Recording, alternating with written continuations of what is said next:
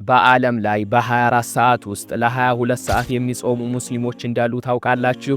ወይስ ረመዳን ሲመጣ የቤተሰቦቻቸውን መቃብር በማጽዳትና በወንዝ ውስጥ በመታጠብ ራሳቸውን የሚያጸዱ ማህበረሰቦች? አሰላሙ አለይኩም ወራህመቱላሂ ወበረካቱ።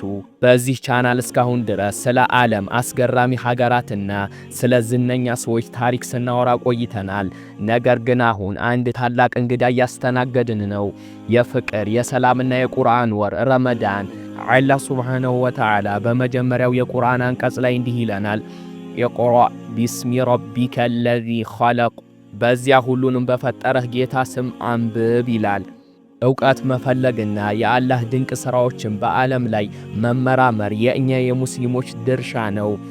ነቢዩ ሙሐመድ ሰለላሁ ዐለይሂ ወሰለም ዕውቀትን መፈለግ በእያንዳንዱ ሙስሊም ላይ ግዴታ ነው ብለዋል። ስለሆነ በዚህ በተከበረው ቻናላችንን ቀየር አድርገን ስለ እስልምና ታላላቅ ስልጣኔዎች፣ በዓለም ዙሪያ ስላለው አስገራሚ የረመዳን ባህሎችና ዓለምን ስለለወጡ ሙስሊሞች ስብዕናዎች በጥልቀት የምንዳስበት ልዩ የረመዳን ዶክመንታሪ ተከታታይ ይዘንላችሁ ቀርበናል። ይህ ጉዞ የዕውቀት ብቻ ሳይሆን የኢማን ጉዞም እንደሚሆን አምናለሁ። ይህንን መንፈሳዊና ታሪካዊ ጉዞ አብራችሁን ለማሳለፍ አሁኑኑ ሰብስክራይብ በማድረግ የቤተሰቡ አባል እንድትሆኑ እጋብዛችኋለሁ። ምክንያቱም በዚህ ወር የምናያቸው ታሪኮች አስተሳሰባችሁን ሊቀይሩ ይችላሉ።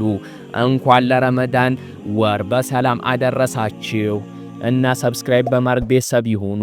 ቢያንስ ሰብስክራይብ ማድረግ ካልቻላችሁ ለጓደኞቻችሁ ሼር ብታረጉ ሊጠቀሙ ይችላሉ። ግን ስላያችሁ በጣም ነው የማመሰግነው። ጀዛኩሙላሁ ኸይራን። አላህ ይጠብቃችሁ። ፊ አማኒላህ